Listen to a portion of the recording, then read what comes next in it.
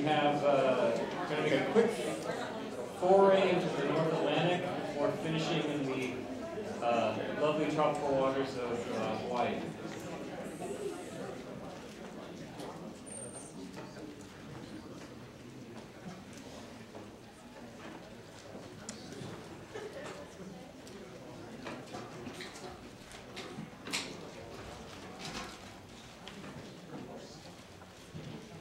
So I want to use the privilege of being able to introduce people, but one thing I wanted to mention was it seems to be that there's a lot of interesting publications people are submitting to journals on these types of things, and so I feel responsible as editor for a journal that comes out of the University of Washington named Coastal Management that's quite interested in ecosystem-based management. Dave Fluharty and I are involved as editors of this, and we're going to be having a theme issue based on an NC's working group that is generating indicators of successful EBM and governance from large marine ecosystems in the Caribbean, Benguela, Hawaii, and the Philippines. And so we'll be having a theme issue of 10 papers coming out just shortly. It'll be presented at the International Marine Conservation Congress as well. So, and as a plug, if you guys are thinking about publishing things about EBM and indicators and the like, we'd like to offer up the journal as a place for you to consider publishing. So, enough of my own plug, but felt that wanted to get it out there. So I want to introduce Simon Jennings, and Simon is a background in ecology and fisheries, and has a long-standing experience working on these concepts and in Europe, in the European context, and we all know that there's quite a bit of interesting work going on with this regard in the European context. So thank you very much for joining us, Simon.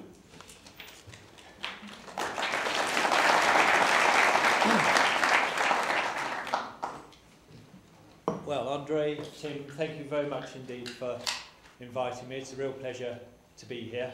Haven't been in Seattle before, and I'm enjoying it very much. It was incredibly timely, in fact, that you invited me here, because it was only a week ago yesterday that the European Commission published their Green Paper on the future of the Common Fisheries Policy. The Green Paper isn't an aesthetically pleasing or attractive document, as you can see, but it was quite unique because for the first time the Commission openly criticised their own performance in the delivery of the Common Fisheries Policy. It was something traditionally others had done for them. The Times, this was a week ago today, captured the Commission's own assessment of its performance quite dramatically, and in fact wrongly using the EU instead of the EC. The EC is effectively the civil service body of the European Union. The European Union is, if you like, the political body, but effectively the view on the performance of the Common Fisheries Policy was quite damning, and that was coming from within the Commission itself. And this was despite incredible aspirations that were held for the Common Fisheries Policy when it was last revised in 2002. And at that time, it took on many attributes consistent with the high-level drivers that Jake spoke about this morning that led to the development of the ecosystem approach to fisheries. Particularly, the Reykjavik process ran parallel to this revision of the Common Fisheries Policy, and also the preparations for the World Summit on Sustainable Development. And many of the same people were involved in all these processes. So today I want to look back first at the 2002 revision of the Common Fisheries Policy, and then look forward to the intended revision in 2012. The process which is actually beginning with the publication of this Green Paper I've just mentioned. Before I do that, I thought it might be worth saying something about European fisheries themselves. The European project, if you like, has been seen as remarkably successful in many ways in terms of bringing a degree of economic stability and relative peace as well to now 27 nations in Europe.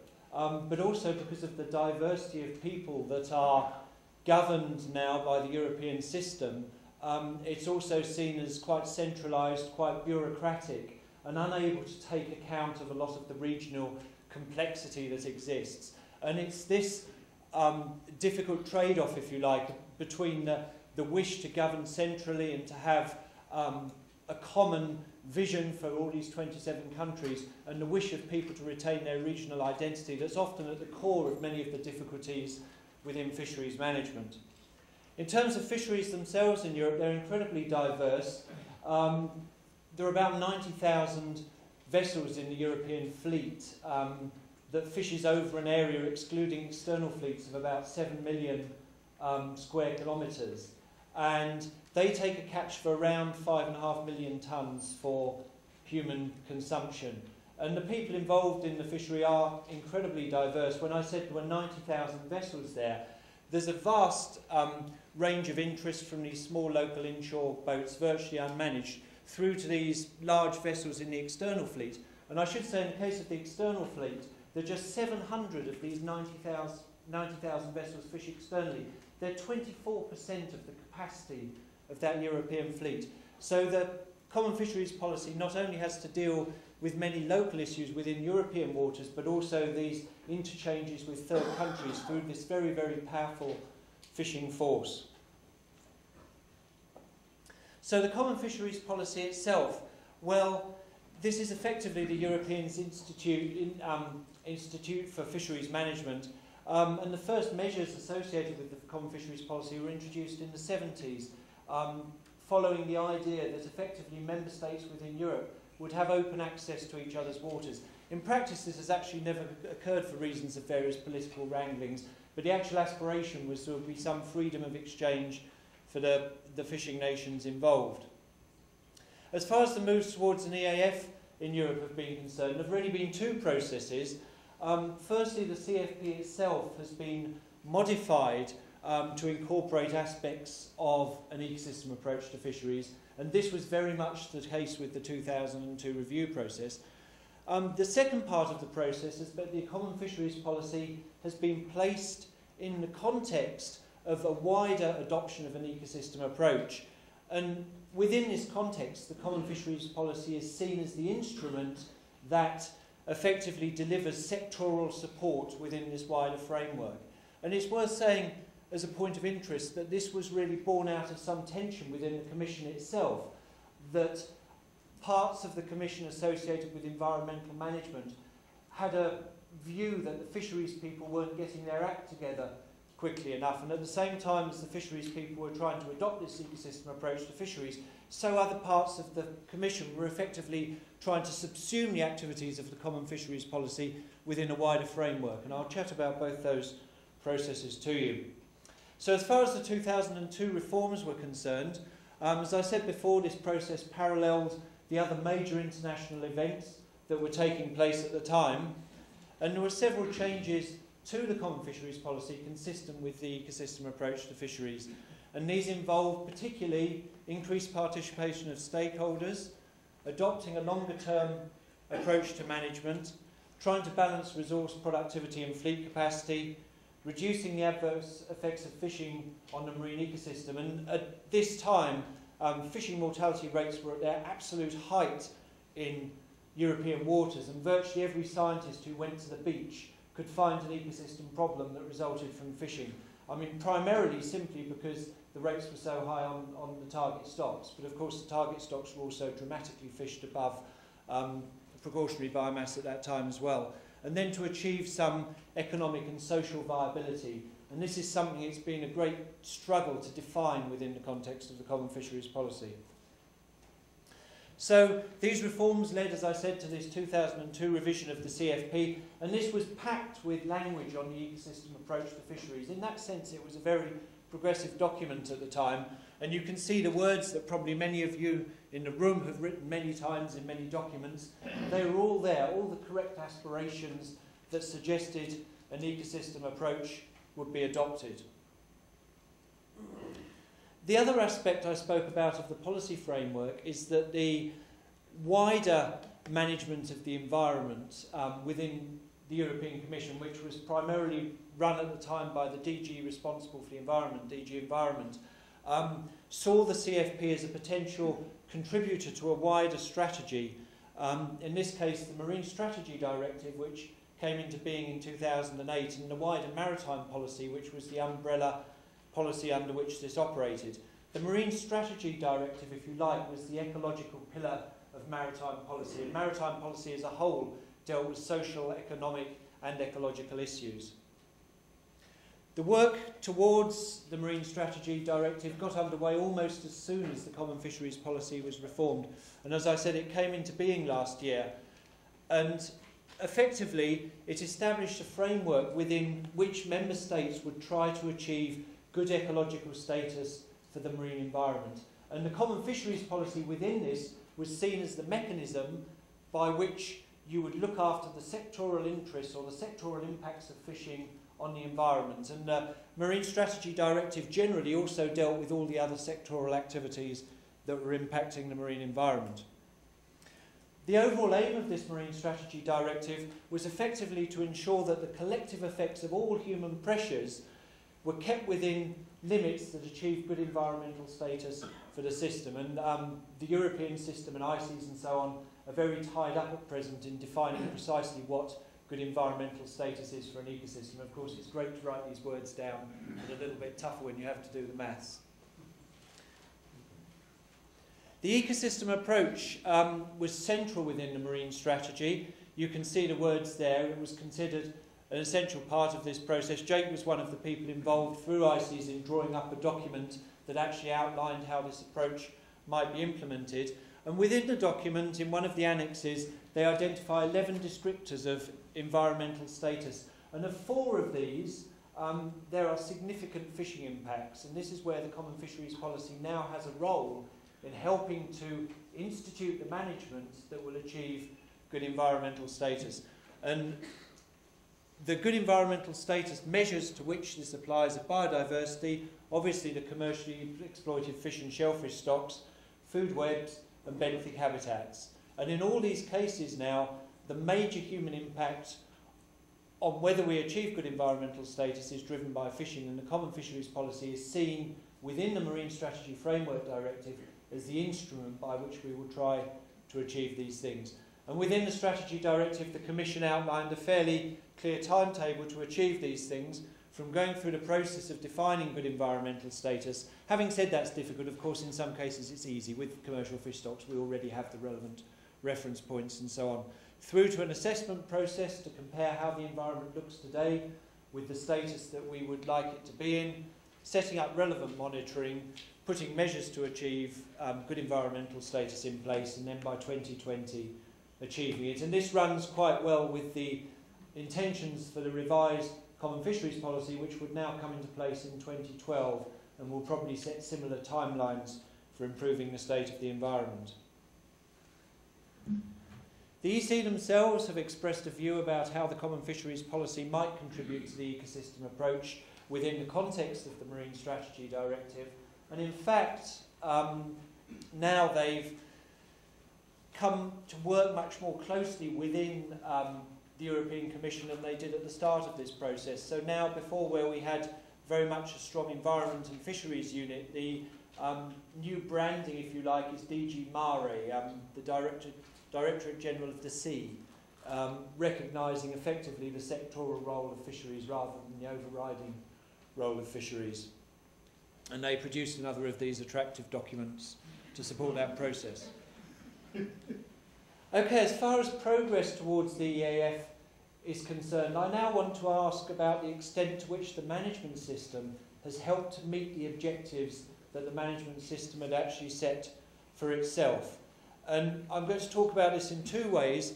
Firstly, whether the adoption of the ecosystem approach to fisheries has allowed managers to meet the objectives of the CFP that were set.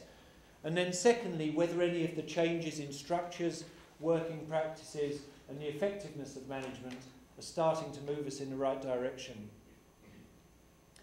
The first analysis of progress in relation to objectives we've just been completing on a RAC by RAC area scale. When I say RAC area, I'm referring to the regional advisory councils, which are now, if you like, the spatial management, the councils responsible for units used for spatial management within Europe. And the background to this was effectively that the whole of Europe started to appreciate how ineffectively some of these purely top-down mechanisms worked. And the idea of the regional advisory councils was to have some stakeholder input and some local relevance that would help the management system operate more effectively. So at the scale of these RAC areas, we've asked to what extent fisheries management is currently meeting the objectives that it's been set. And the objectives of the CFP can be paraphrased as shown there. These, if you like, are the high-level objectives of the CFP, and one common comment about the CFP process is that these have never really been operationalised. They're really quite vague, and in going through this process of assessing whether management has actually met the objectives, there's a very difficult process to go through. And I mean, we do this with the Commission. It's not a process we try to do in isolation, where it's actually extremely hard to interpret what these objectives specifically mean. And that always makes this sort of exercise in the management process as a whole very difficult. But you can read there broadly what the objectives are. So as far as progress in relation to objectives were concerned, we went through objective by objective, and this is an example for progress in relation to an ecological objective, where we basically developed a matrix looking at components of the ecosystem and attributes that relate to those components, so structure, abundance, production, and so on, if you can't read that at the back. And then we reviewed scientific evidence to effectively ask in which cases was the status of those components and attributes not compatible with the objectives that have been set. And you can do this on a RAC by RAC area basis to ask how performance is. The overall summary, when we looked across the Commission areas as a whole, in this case for the 4 RAC areas that were extant at the time we did the study, and the sets of objectives considered, progress was disappointing in relation to the objectives that had been set. You may ask there why I've put question marks by social. That's because we had incredibly difficulty identifying what the social objectives of the policy are. And this occurs at all levels. National governments don't really know what their social objectives are, certainly not in the long term. The policy itself doesn't recognise social objectives. And so we effectively had to make our own interpretation of what a successfully managed fishery was in terms of meeting society's needs. But this is something that has been identified in the reform of the CFP as needing to be sorted. You have to have some clear objectives about what the social goals of the policy are, be they sustaining small-scale communities. Well, if that's the view, let's say it. Or if it's running a small number of high-capacity vessels and taxing them very efficiently and moving everyone else into other industries. Well, let's say that, because at the moment it's been extremely complex to give management advice when you don't actually know what the social objective of the policies is. Okay, underlying this, there is some positive news. The main issues that led to the objectives not being met are actually very few in number. Ecologically, there are very few issues to be concerned about. Effectively, impacts on target species, vulnerable species, and habitats.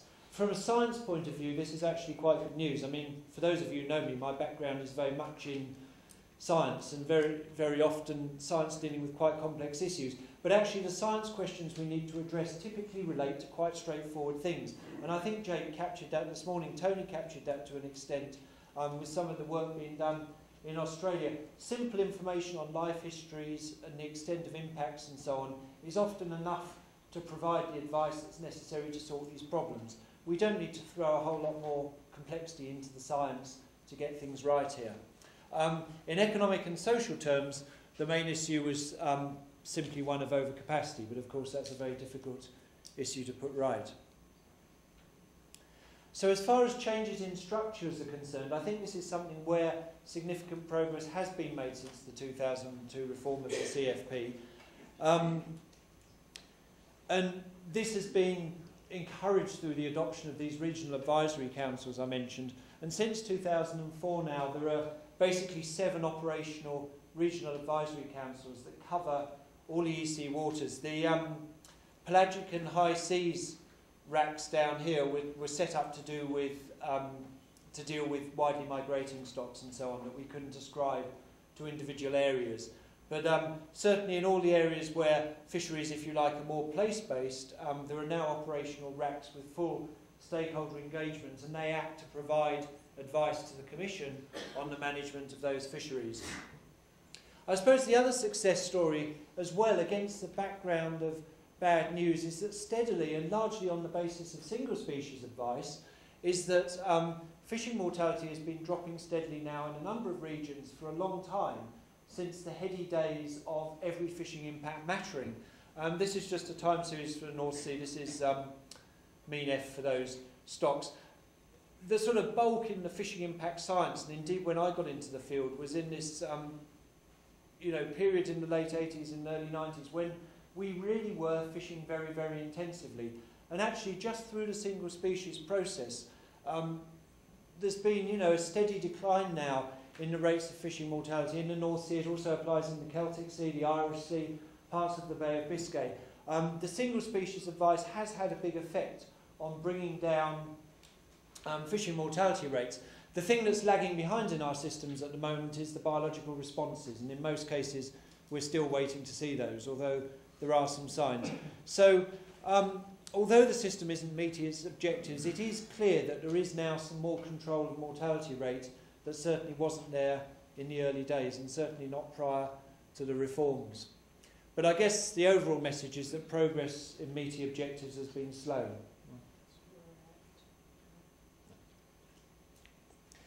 I guess the main reasons for this are very unsurprising, particularly to the present audience, but there's no harm repeating them because they're still difficult things to solve. Overcapacity, particularly in the context of the common fisheries policy, imprecise objectives with no guidance on trade-offs. The science system has been very good at generating extra information to accompany the stock assessments. And we might say, for example, that a given species of ray has declined substantially as a result of mortality inflicted as bycatch. Well, what do the policymakers do with that information if there aren't firm types of guidance on the trade-offs? Should they act to conserve the species? Should they continue to look after the target stock? Some of this is probably second nature in other management systems, but we don't provide this firm guidance as a matter of routine, and that doesn't make things easy. The decision-making system, by its nature, has retained quite a short-term focus. Although we have some longer-term recovery plans in place, generally it's a year-by-year decision-making process, and that's made it quite difficult to make tough decisions. The industry's not been given much responsibility. Point Einbold always talks about the spiral of micromanagement, where when something changes within the industry, we try to deal with it by a complex technical fix, rather than set the industry broad boundaries in which they may operate. Give them a bycatch limit, for example, and say, go away and develop your gear technology to stop you catching so many animals. We tend to tell the industry how to do their gear technology, and that's been a very inefficient process, and I think one that many people in Europe would like to get away from. And then finally, there hasn't been that much political will to ensure compliance. I mean, there are a lot of nations involved in these decisions. Europe is a very diverse and complex place. There are a lot of other trade-offs taking place at meetings that ostensibly deal with fisheries issues. And these things make it a very, very complex management system to operate in. So as we enter the review phase, as I mentioned, following this Green Paper leading to 2012, what can we say? Well, the Commission have articulated their vision about how they would like the sea to look in the future. Visions are all the rage at present, and we're all producing them in our national documents as well. The vision is excellent. Win the World Cup. Yeah. Well, that would be pushing it. But will there be, ultimately the political will there to meet the costs of making this transition? I mean, this is what it's all about. It's not new news, but it will always be the issue. As I said, there are a lot of aspirational words in the 2002 reform, and although we've made progress, we're well away from actually meeting those aspirations. So as far as the next steps are concerned, the Commission themselves identify issues that are very, very consistent with those identified by independent commentators, the need to reduce overall fishing pressure, particularly reduce bycatches and habitat impacts, providing protection for vulnerable species, particularly simplified technical measures. When I first started at Lowestoft Lab, there was a famous story at the time that there were only 2 people in the whole of Europe who understood the technical measures that existed at that time. This was dealing with the rigging of fishing nets and mesh sizes and so on. It had become such a complex art that it was impenetrable even to the industry that were meant to follow these regulations. And finally, that the CFP will have a bigger role in managing all fisheries activities that also impinge on, for example, nature conservation. And in the case of Europe, there's something called the Habitats Directive, which is the instrument responsible, for example, for the setting up and management of marine protected areas. And it's now seen under the framework of the Marine Strategy Directive that the Common Fisheries Policy will manage the fishing activities in and around those areas. And I mean, that's in a way a welcome development and a sign that some of these bodies that formerly didn't work too closely are starting to do so. I guess in summary now, I'm going to conclude things that are probably quite obvious, but as I say, are still great challenges for us. Firstly, that EAF thinking, if you like, has led to changes in policy, more clearly defined relationships among policies, which is good, and changes to management structures. We are seeing some real developments. But despite these changes, we're not seeing significant progress yet in relation to meeting our objectives. But I do think to some degree that's coming. And this is for the classic reason that politically the system's been unwilling to meet these very high short-term costs. We've tended to actually go for the long-term pain rather than the short-term pain. And I don't know if anyone's done a sort of financial cost-benefit analysis of this, but I think it may well end up at the end of the process that the costs of doing it slowly and uncomfortably are as high, if not higher, than doing it quickly and uncomfortably. Then the final 3 things.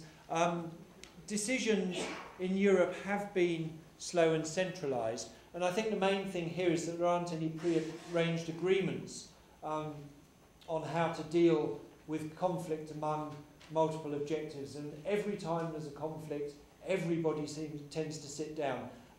That might work in some small management systems, but when you're dealing with, you know, European Union now of 27 countries, 20 of them with coasts, that's a lot of representatives to have around the table dealing with the, you know, small-scale issues within management. You really need to thrash out those broad agreements beforehand and have some sort of rules to guide the process.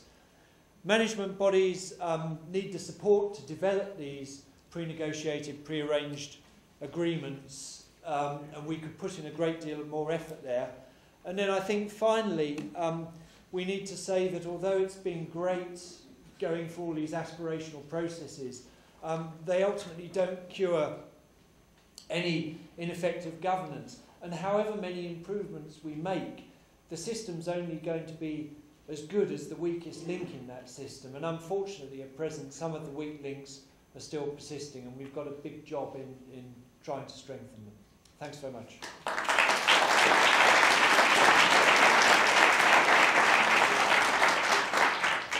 Wonderful presentation. Questions from the audience, please. Yes. I don't exactly know what's encompassed by the good ecosystem status or good environmental status, but in that timeline ending in 2020 with achieving GES, does that include rebuilding fish stocks, or does it even include rebuilding ecosystems? And do people talk? I mean, this may be a broader question. You know, in expanding, for instance, Andre's single species, single stock rebuilder, are we going to someday have rebuilding plans for an ecosystem? Yeah, I mean, these targets